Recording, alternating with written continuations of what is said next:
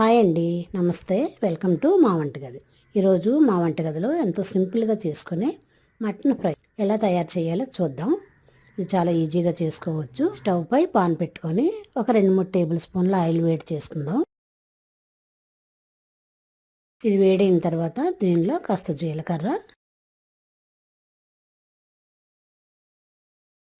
కొంచెం కరివేపాకు వేసి బాగా వేగిన తర్వాత సన్నగా కట్ చేసిన ఉల్లి, పచ్చిమిర్చి కూడా వేసి వేయించుకుందాం. ఇవి కాస్త బాగా వేగాలి.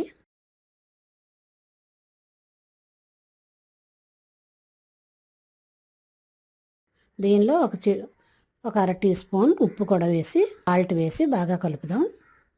సాల్ట్ వేస్తే ఉల్లిపాయ తొందరగా నూనెలో మగ్గుతుంది.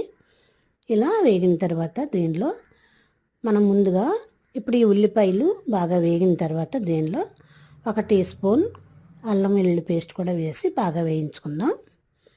ఇది కూడా పచ్చివాసన పోయేంతవరకు వేయించుకొని దీనిలో అల్లం వెల్లుల్లి, పసుపు, ఉప్పు వేసి కుక్కర్లో ఉడికించిన ఈ మటన్ వేసి ఫ్రై చేద్దాం. ఇలా ఇది వేసిన తర్వాత ఒకసారి కలిపి బాగా మూత పెడదాం.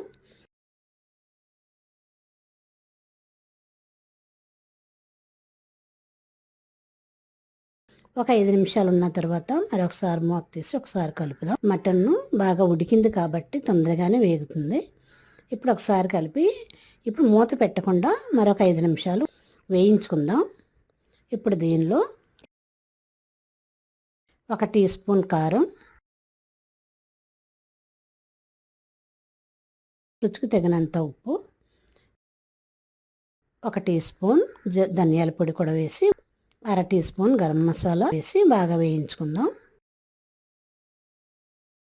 ఇలా బాగా మొత్తం బాగా కలిసేంత వరకు వేయించుకొని మరొక 2 నిమిషాలు స్టవ్ మీద ఉంచి స్టవ్ ఆఫ్ చేసుకుందాం. ఉప్పు, కారం, గరం మసాలా, ధనియాల పొడి వేసిన తర్వాత 2 నిమిషాలు ఇది బాగా కలిపి 2 నిమిషాలు వేయించుకుందాం.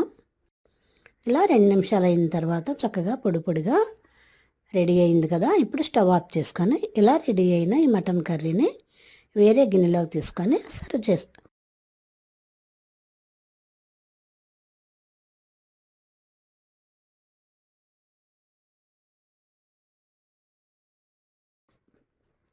వేరే గిన్నెలోకి తీసుకొని సర్వ్ చేసుకుందాం. మా వంటగదిలో ఎంతో సింపుల్గా చేసుకొని మటన్ ఫ్రై రెడీ. మరిన్ని వంటల కోసం మా వంటగదిని సబ్స్క్రైబ్ కాగలరు. ధన్యవాదములు.